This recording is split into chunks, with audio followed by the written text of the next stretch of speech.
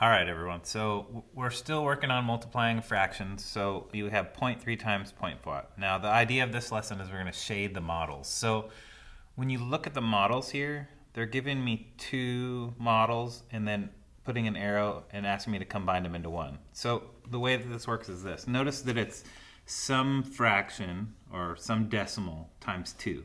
There's two things here. Notice that it's some decimal times 2. There's two things here. Notice that it's some decimal times 3. There's three things here. Okay, so we're basically, this is the number of models we have, and this is the number of things we need to shade in each model.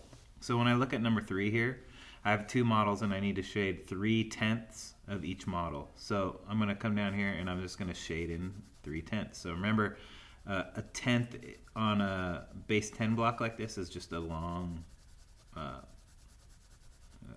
strand of 10 little blocks. Each block is worth 1 or 100th. Each row is a tenth. So I could fill it in this way or I could fill it in this way. Either way works just fine.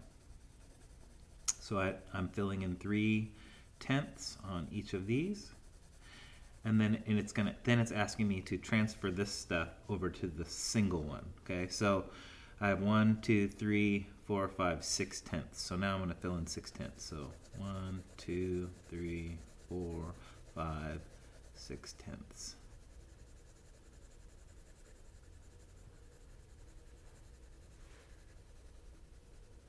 Okay, so 0.3 times 2 is 0.6, because 6/10. 1, 2, 3, 4, 5, 6/10. You can see that by doing 0.3 times 2, and we have 2 times 3 is 6, 2 times 0 is 0. There's one decimal place, so there it is, 0.6, correct. So you're going to do that with the remaining 3. Ready, set, go.